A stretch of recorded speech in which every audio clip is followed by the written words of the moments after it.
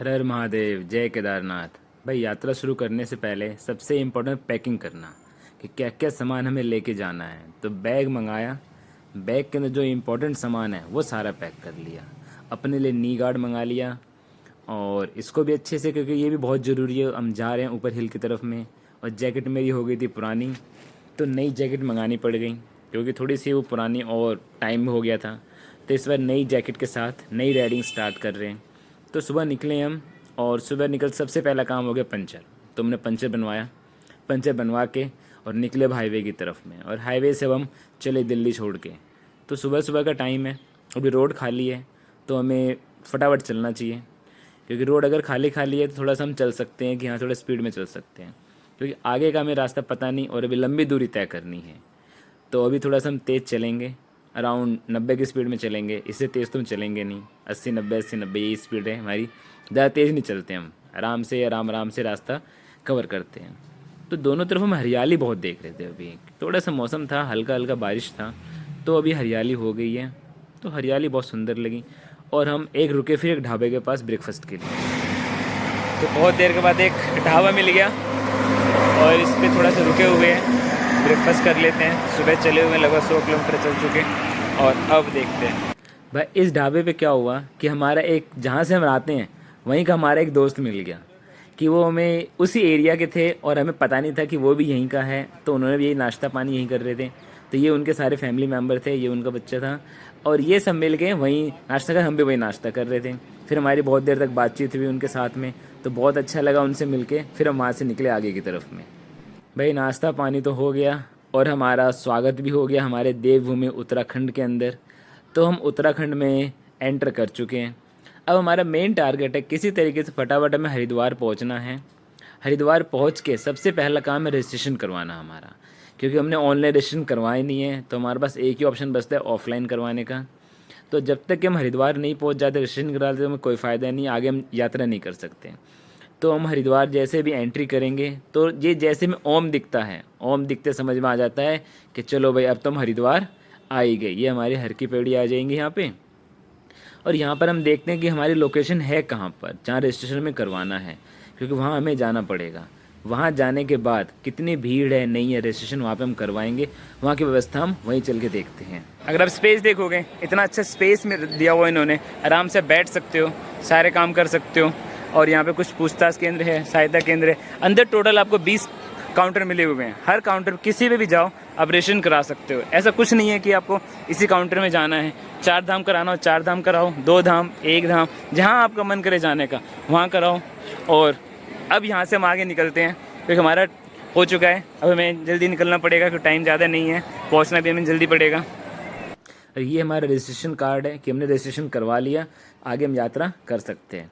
तो हरिद्वार से अब निकलते हैं हम सीधा ऋषिकेश के लिए, क्योंकि ऋषिकेश हमारा पहला डेस्टिनेशन होगा। ऋषिकेश पहुंचने के बाद हम देखते हैं हमें जाना भी और कितना टाइम लगेगा ऋषिकेश जाने में, क्योंकि ऋषिकेश जाने में बहुत टाइम लग जाता है। रास्ता दिखता है हमें सिर्फ 20-25 किलोमीटर, 25 किलोमीटर है, बट क्या है कि रोड आपको ऐसे मिलेंगे, और हम हाई माउंटेन में पहुंच जाते हैं, थोड़ी ऊंचाई भी हो जाती है हमारे पास में। तो ऋषिकेश जाते हुए अभी हम देखेंगे रास्ते कैसे आएंगे हमारे पास, उसके बीच में और क्या क्या आपको देखने को मिलेगा। तो एक सुंदर नज़ारा यहाँ से होता है। ऋषिकेश के लिए हम निकलते हैं हरिद्वार से, तो 7-8 किलोमीटर के बाद में करीबन, तो हमें बहुत सुंदर नज़ारा देखने को मिलता है। दोनों साइड में ऊंचे ऊंचे पेड़ हैं बिल्कुल, और सुंदर फूल, जिसे कहते हैं बिल्कुल सुंदर। देखिए पिंक कलर के फूल हैं, इतने सुंदर फूल लग रहे हैं ये कि लग रहा है हम कहीं बाहर आ गए हैं, हम ऋषिकेश नहीं हैं। और आपको मिलेंगे ऑरेंज कलर के फूल, फ्लावर्स। तो इतना सुंदर मनमोहक दृश्य हो जाता है ये, लगता है कि हाँ कि भाई है, बहुत अच्छा दृश्य है। लेकिन अभी हमें रुक नहीं सकते, अभी हमें जाना पड़ेगा, क्योंकि हमें जाना बहुत दूर है। तो धीरे धीरे करके थोड़ा सा ट्रैफिक हमें लग रहा है, स्लो चलना पड़ रहा है, क्योंकि एक सिंगल रोड है, इसी रोड पे आना है, उसी रोड पे जाना है। तो हम किसी को ओवरटेक भी नहीं कर सकते, क्योंकि सामने से गाड़ियाँ आ ही रही है लगातार। फिर भी कोशिश करेंगे फटाफट थोड़ा सा आगे पीछे होकर हम यहाँ से निकलने की कोशिश करें। तो ऋषिकेश के अंदर बहुत जाम था, तो हमें बाहर निकाल दिया गया, बाहर साइड में कि बाहर बाहर निकल जाओ। तो ज़्यादा राम लक्ष्मण झूला के साथ में नहीं जा पाए, लेकिन फटाफट यहाँ से निकले। बहुत टाइम लग गया हमें ऋषिकेश के अंदर, और ज़्यादा वीडियोज़ वगैरह भी नहीं बना पाए, क्योंकि ट्रैफिक इतना ज़्यादा था, बिल्कुल हम रुक गए थे। और यहाँ से निकलने के बाद अब जो हमारे पास जो अगला डेस्टिनेशन होने वाला है, हम सीधा निकलेंगे संगम की तरफ में, जहाँ की अलकनंदा और भागीरथी नदी का संगम आएगा। वो पहला डेस्टिनेशन हो जाएगा। वहाँ पे हम देखेंगे कि संगम हो रहा है। और ये रास्ते में एक मिल गया हमें, और ये मेरा ही नगर है, ये और नहीं, कीर्ति नगर। और ये मेरी बाइक यहीं खड़ी है, और इसके अंदर अब यहाँ से देखते हैं।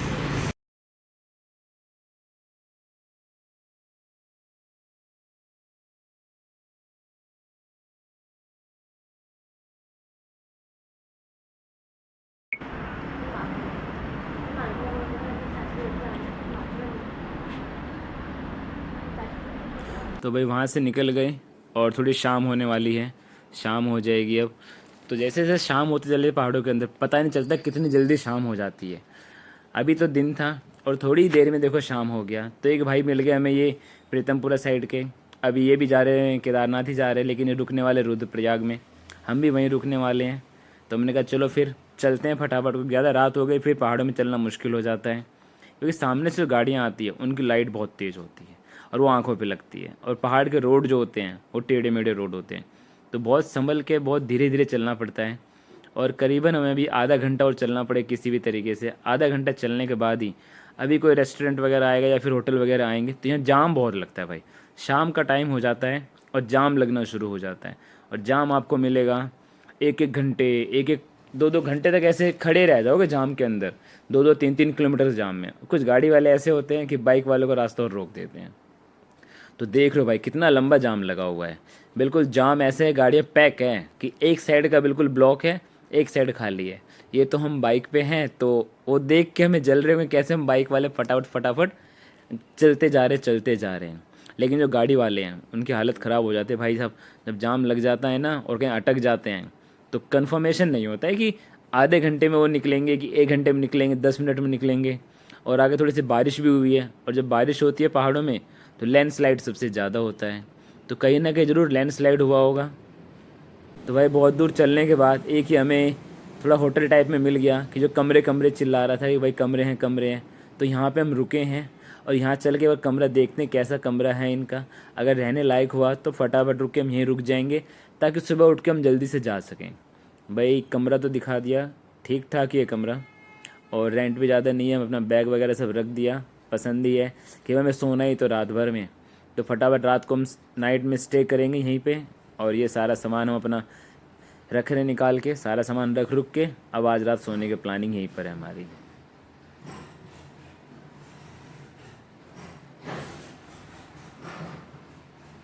भाई दूसरा दिन शुरू हुआ, तो सुबह सुबह उठे हम 4:30-5 बजे के आसपास में। फटाफट हमें वॉशरूम वगैरह जाना, जो कुछ करना था कर लिया। और सुबह होते ही रात में जो हमने देखा कुछ अलग, और सुबह का नज़ारा देखो भाई अलग। मतलब रात में भी यहाँ बारिश हुई है, खूब बारिश हुई है। और हम निकल लिए अपनी सवारी पे, पुल आया और पुल वगैरह पार कर रहे हैं। तो पता नहीं ऐसे कितने पुल मिलेंगे हमें पार करने के लिए, तो हम पार करते रहेंगे। तो अब जो यहाँ से सुबह सुबह के जो नज़ारे मिलेंगे, जो दिन के नज़ारे होंगे, वो देखने लायक होंगे। तो अब हम जाने वाले हैं सीधा सोनप्रयाग की तरफ में, क्योंकि हमारा ये हम ठहरे हुए थे रुद्रप्रयाग से थोड़ा सा आगे के अराउंड ठहरे हुए थे हम। ये रुद्रप्रयाग के पास रुक गए। अब यहाँ पे हमें करीबन 70-80 किलोमीटर गूगल मैप दिखा रहा है कि 80 किलोमीटर है, लेकिन वो 80 किलोमीटर हमें लगता है कि 2 घंटे में चले जाएंगे। बट मुझे पक्का भरोसा है कि मुझे जो है ना कम से कम 4 से 4 घंटे आराम से लग जाएंगे। एक तो यहाँ के रोड बड़े कुछ डेंजरस होते हैं, ऊपर से गांव आ जाएंगे, एक दो बीच में गांव आएंगे, और फिर क्या ट्रैफिक जाम, ट्रैफिक भी मिलेगा आपको। फिर हम थोड़ा सा नाश्ता पानी भी करेंगे, फ़ोटोग्राफी भी होगी। तो इस कारण से जो हमें पहाड़ों में चलने में टाइम लग जाता है। तो ये छोटा सा गांव आया था बीच में, इस गांव को हम क्रॉस कर रहे थे। यहाँ की आबादी भी अच्छी है, सुबह का टाइम सारे बच्चे स्कूल जाने लग रहे हैं, हम लेकिन कहीं और जा रहे हैं। तो बच्चे छोटे छोटे बच्चे उठ के सुबह स्कूल जा रहे हैं, लेकिन हमारा तो डेस्टिनेशन कहीं और है। वो यहाँ रहते हैं, उनकी मजबूरी है उनके स्कूल जाना। हम अपने स्कूलिंग क्रॉस कर चुके हैं, पास कर चुके हैं। तो अब हमारा काम ये है कि चलो भाई हम चलते हैं, कहीं और चल रहे हैं हम। तो जब यहाँ के नज़ारे देखे हमने, तो रोड इतने सुंदर है, कुछ कुछ रोड सुंदर हैं, आसपास के पहाड़ बिल्कुल मस्त मज़े वाले पहाड़ हैं। तो अच्छा लग रहा है। ये देखो सुरंग है भाई, तो इसी जगह से हमें यहीं पे जाना है। यहाँ से हमारे सुरंग के पास से 2 रास्ते निकलेंगे। ये जो सुरंग दिखाई दे रहा है हमें, ये शायद सुरंग ट्रेन वगैरह कुछ बन रहा है, हमें भी उतना आइडिया नहीं किस चीज़ का बन रहा है, और ना हम रुक पाए यहाँ पे, हमारे पास टाइम ज़्यादा नहीं था, हमें जल्दी पहुँचना था। तो यहाँ से जो हमारे दो रास्ते निकल जाएंगे, अब देखेंगे डिवाइडर के अंदर, एक रास्ता जो होगा हमारा लेफ़्ट साइड वो केदारनाथ की तरफ में निकल जाएगा, और जो राइट साइड होगा वो बद्रीनाथ की तरफ में निकल जाएगा। तो हमें तो केदारनाथ जाना है, केदारनाथ की तरफ निकलते हैं। शायद ये सुरंग अंदर ही अंदर कहीं ना कहीं निकल रही हो, कुछ काम चल रहा है। तो जब अगली बार हम आएंगे अगले साल, तब तक काम पूरा हो चुका होगा, तो तब बताऊंगा कि ये सुरंग एक्चुअली में है क्या, कहाँ निकलने वाला था, तभी पता चल पाएगा हमें भाई।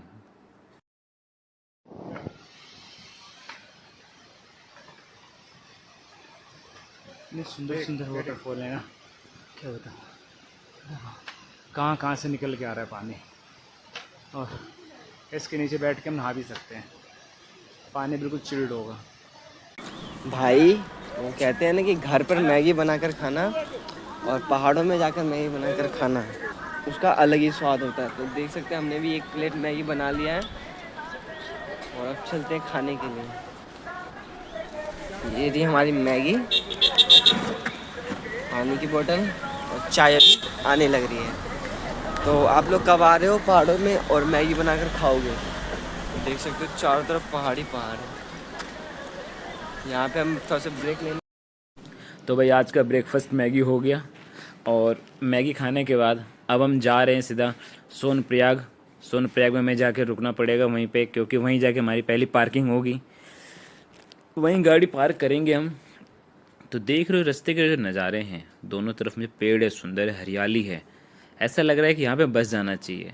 बट ये है कि हम ज़्यादा दिन यहाँ रह नहीं सकते, हमारा काम कुछ और है, हम कहीं और रहते हैं, तो उसके अकॉर्डिंग हम यहाँ पे हमें टाइम लग जाएगा रहने में। लेकिन जो रोड इधर के बने हुए हैं ना, सिंगल वन वे रोड हैं, लेकिन अच्छे रोड बने हुए हैं कि आप आराम से इसमें चल सकते हो। और अब इधर जाम मिलने का चांसेस कम है। अब जाम मिलेगा कहाँ पे हमें, जब हम एंट्री करने वाले होंगे सोनप्रयाग के पास में। तो बीच बीच में छोटे छोटे गांव आते रहते हैं, और इसकी हाइट देखो, हम इतनी ऊंचाई पे चलने लग रहे हैं कि अगर गलती से हम नीचे गए तो समझो हमारी हड्डियाँ भी नहीं मिलेंगी। लेकिन बहुत सेफ़ चल रहे हैं हम, आराम से चलना है, पहाड़ों का रास्ता है, बिल्कुल सेफ़, आराम आराम से हमें चलते जाना है।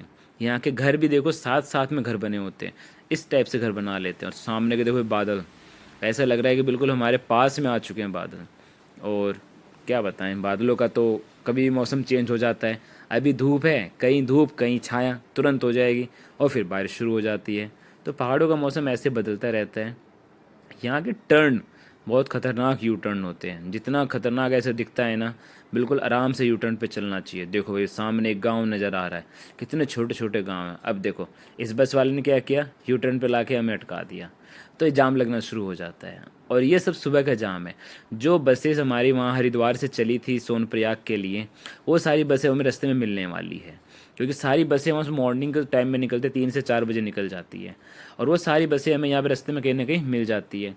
और फिर सोनप्रयाग से बसें सुबह सुबह चलती है, तो ये बस सुबह में निकलती है, तो रास्ते में कहीं ना कहीं ऐसा होता है कि मिलती ही मिलती है। रास्ते छोटे होते हैं इसलिए जाम लग जाता है, तो कहीं पे जाम हो जाता है, कहीं पे जाम से फ्री हो जाते हैं।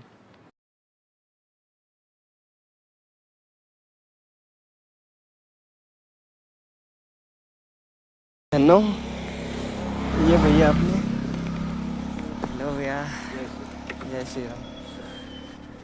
कहाँ से निकले हो आप? मैं सर निकला हूँ मेरठ के हसना। तो बिल्कुल पैदल ही निकले हो चारों धाम के लिए? 4 धाम 5 किलोमीटर। कितने दिन लग जाएंगे आपको? तकरीबन सर 2 महीने। 2 महीने तक आप ऐसे चलते रहेंगे? टेंट का सारा सामान लेके चलते हो आप? सर साथ में लगे।